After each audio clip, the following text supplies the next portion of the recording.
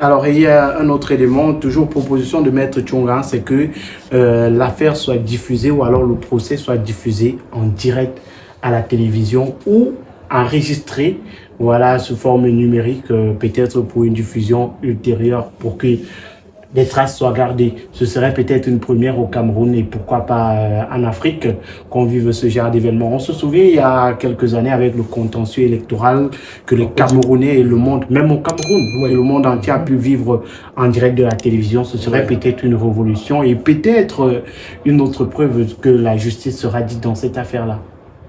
Oui. Bon, ok. Dans le cas de figure du contentieux post-électoral, est-on persuadé que la justice a été dite? C'est vrai que ceux qui pensaient avoir gagné les élections ne sont toujours pas satisfaits de... Ils ne sont toujours pas satisfaits parce que même à la présentation des éléments matériels, des preuves matérielles de fraude, on a toujours parlé d'irrecevabilité. Rappelons-nous, il y avait cette phrase qui revenait, c'est ce mot recevable sur la forme, irrecevable sur le fond, et tout ça. Donc, vous vous rappelez quand même qu'il y avait des procès-verbaux des élections qui avaient été retrouvés et qui faisaient problème. Mais ça n'avait pas suffi. Vous savez, la justice, ce n'est pas les agitations qu'on a au quartier ou sur la toile.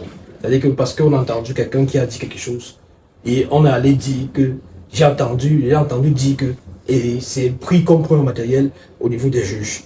Non, il faut beaucoup plus que ça.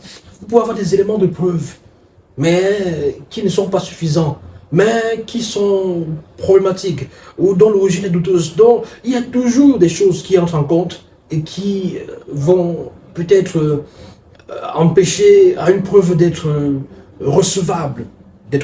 On peut venir avec votre vidéo, où vous avouez les choses, et on vous dit que non, il a dit ça sur contrainte. Ce n'est pas lui, c'est même d'avoir un montage. Peut-être c'est ce qui s'est passé dans le cas du contentieux électoral. Bon, je n'ai pas dit que c'est le cas, je dis juste que je me demande, je m'interroge, est-ce que la justice a vraiment été dite? Est-ce que le droit a été dit véritablement au vu de ce que nous avons constaté avec les militants du ces parti, phrases d'irrecevabilité? Les militants du parti qui a gagné le pouvoir te diront oui. Les militants du parti qui non.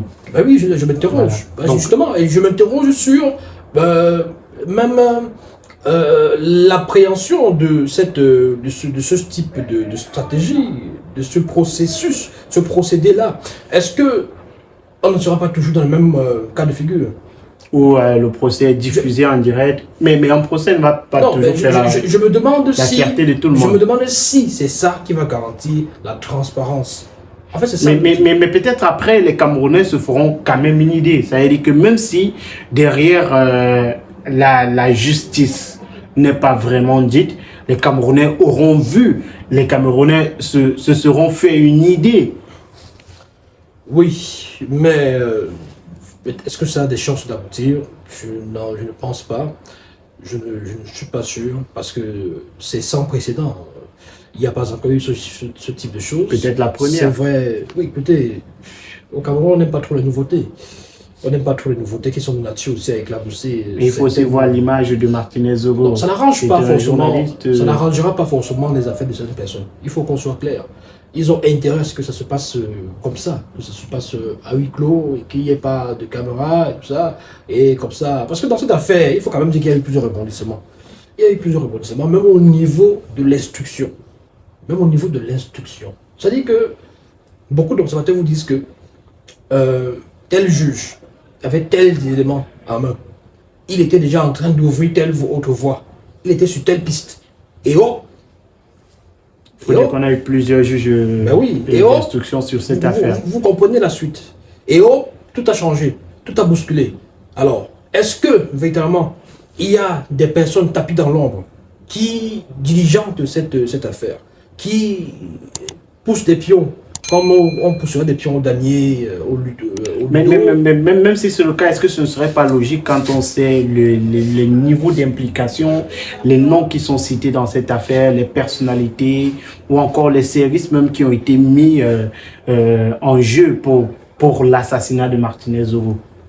Oui, on parle d'assassinat, eux ils sont toujours dans les complicités de torture et tout ça, donc Oui, voilà, eux ils sont beaucoup plus complicité dans de ça. torture. C'est vrai qu'il y a eu requalification des faits il y a quelques semaines. Effectivement. Voilà, on est quitté de tentative de torture, complicité de torture, assassinat pour certains des prévenus. Effectivement. Donc, ils ont intérêt à ce que ça se passe dans l'ombre, ça se passe de façon huis clos, parce que il y a des gros intérêts en jeu, et tu l'as si bien dit, les personnalités impliquées dans cette affaire, vous avez quand même le patron des services secrets et du renseignement, patron de renseignement, donc ce serait mal vu qu'il soit, que ce procès se tienne comme ça là, en public, enfin je veux dire de façon publique, télédiffusée, voilà. Alors, si M. Tchunga fait cette demande, parce que peut-être il est persuadé, hein, peut-être de l'innocence de son client. C'est tout à fait normal. Vous savez, hein, chaque avocat a pour rôle de défendre son client et de démontrer son innocence, quitte à démontrer que la culpabilité, ça revient aux autres. Mais c'est surtout aussi une volonté peut-être d'afficher ou d'exposer certaines personnes ou certaines personnalités pour justement faire éclater ce qui serait selon lui la vérité absolue. Donc, parce que Pour certaines failles même dans l'affaire, parce qu'on sait qu'il se plaint de beaucoup d'éléments depuis le début de cette affaire. Tous les avocats d'ailleurs, tous les avocats des ayants droit. Il y a eu plusieurs renonsements. Et on vous dit que l'ordonnance même qui a été publiée il y a quelques semaines, la vraie fausse ordonnance, je rappelle que M. Tchungan dit que c'était pas une fausse ordonnance. Il estime que c'était quelque chose d'authentique. Il estime que c'était quelque chose d'authentique.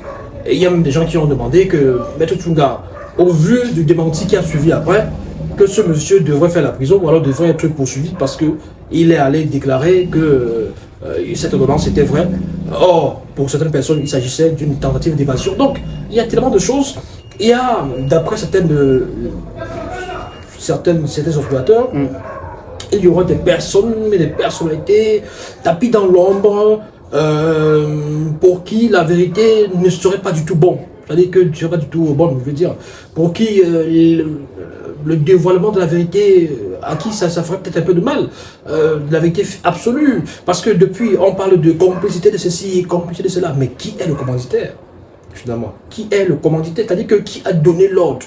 Qui a demandé de faire ce qu'on a fait là? Qui a demandé de suivre? Peut-être le procès nous dira. De suivre. Ben oui, c'est peut-être pour ça que Ben Tchunga demande justement que ce soit diffusé. Peut-être parce que une fois que c'est diffusé, c'est-à-dire que quand c'est en direct et que tout le monde voit, tout le monde est témoin. Imaginez que ce soit diffusé sur la chaîne nationale, par exemple, CRTV, relayé par Vision 4 et d'autres médias, et que le monde entier soit en train d'observer.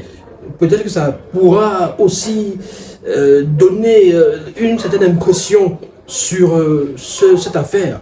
Et on comprendra aisément, justement, là où il y a des petites failles, là où il y a des petits blocages, là où il y a des petites manipulations, s'il y en a, d'après certaines personnes, il y en aurait.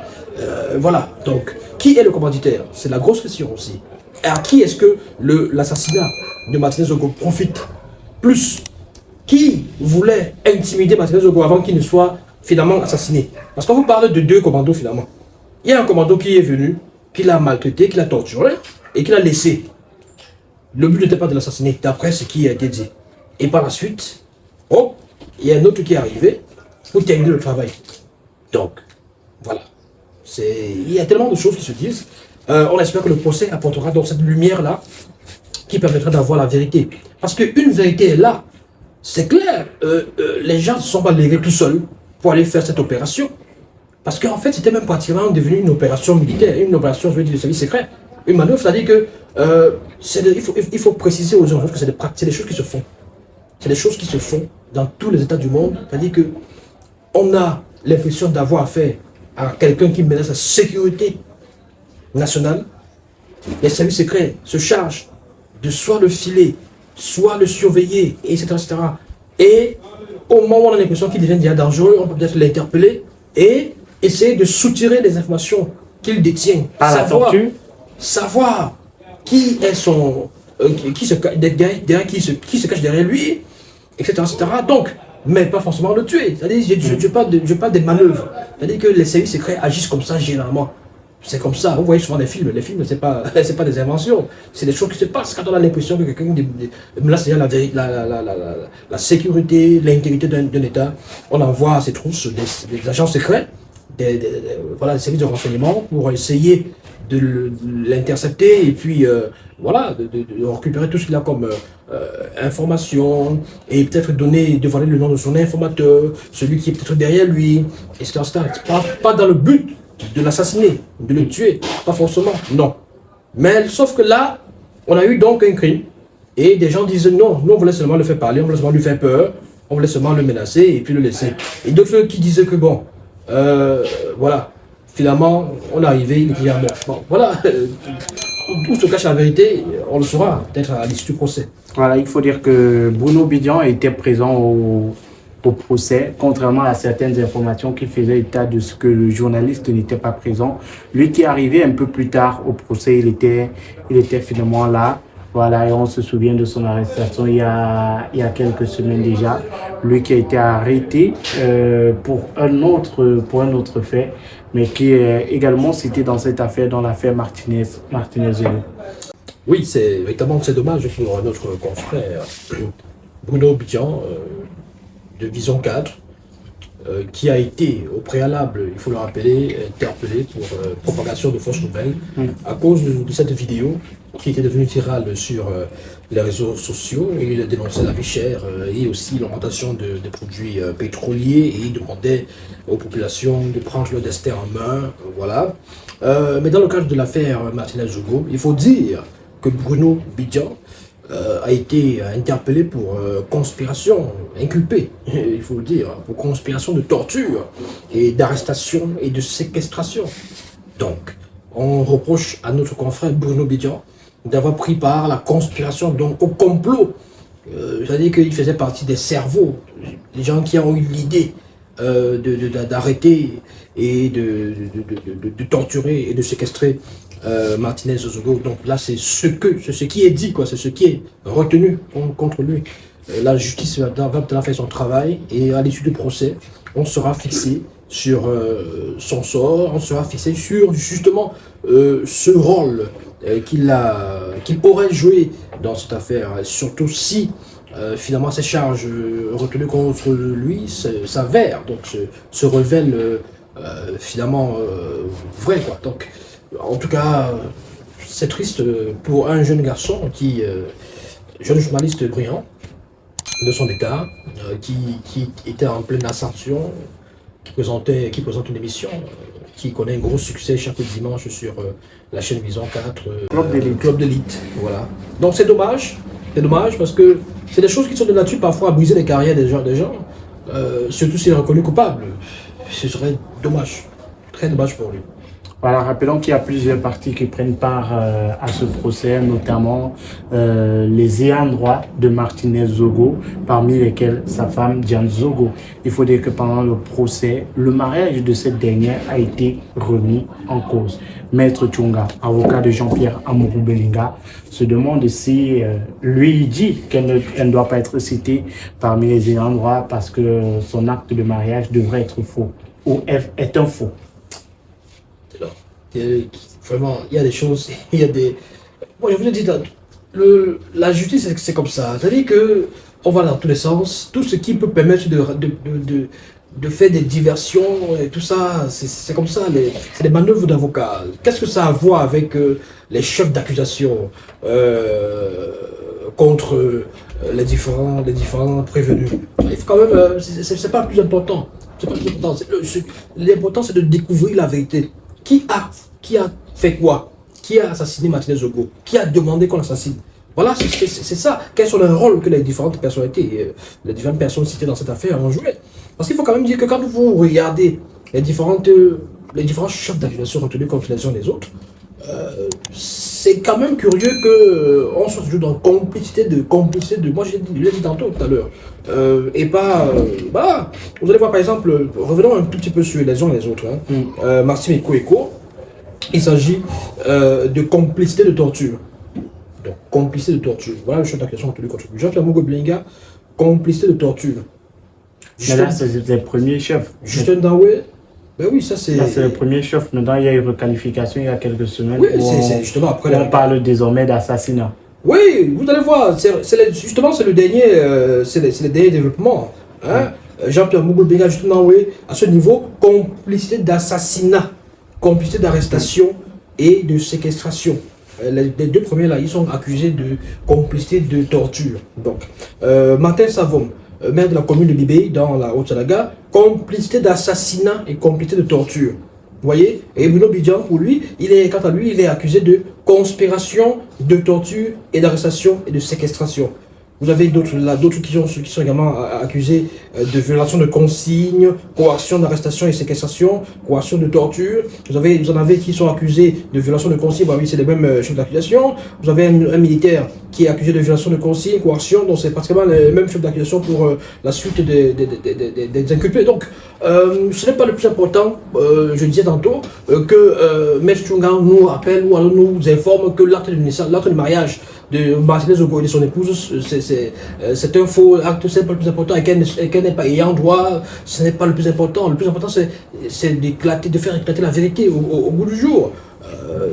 Leur mariage, écoutez, ça nous importe peu. On veut savoir qui a tué Martinez, ça s'est passé comment, pourquoi, qui a ordonné cet assassinat, ou alors pour ce qui était au départ considéré comme une simple torture, et qui est devenu plus tard un assassinat. Vraiment, on veut être édifié sur ça, et enterrer enfin ce pauvre monsieur qui, depuis plus d'1 an, est dans la glace, est à la morgue, et son âme est en pleine vadrouille, ça et là, il n'a pas encore connu la paix. Vous savez, quand on dit après le décès de quelqu'un que son âme repose en paix, c'est bien évidemment parce que il y a des choses, un ensemble de choses qui sont mises ensemble pour que l'âme de quelqu'un puisse reposer en paix. Et là, actuellement, l'âme de Martinez Ogo n'est pas en train de reposer en paix. L'âme de Martinez Ogo est en train de se balader, d'errer ça et là, en attendant qu'il puisse recevoir une inhumation à la dimension de la personne qu'il était. Donc,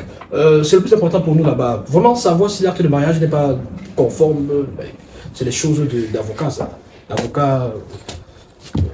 Dans tous les cas, il faut dire que derrière également un ensemble de liasses ont été soumises pour que certaines choses soient ajoutées à la salle lors du procès le 15 avril prochain, notamment des éléments pour qu'on puisse lire les preuves numériques, notamment un projecteur dans cette salle-là. L'affaire, elle est renvoyée, on le disait tantôt, le 15 avril prochain et on reviendra par la suite dans nos prochains contenus avec plus d'éléments sur cette affaire qui cristallise les attentions depuis plus d'1 an aujourd'hui. Merci Annie Renaud.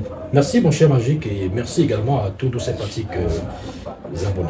Merci d'avoir regardé la vidéo. N'hésitez surtout pas à donner vos propres avis en commentaire. Si vous êtes nouveau sur la chaîne, abonnez-vous pour ne rien manquer de nos contenus. À la prochaine.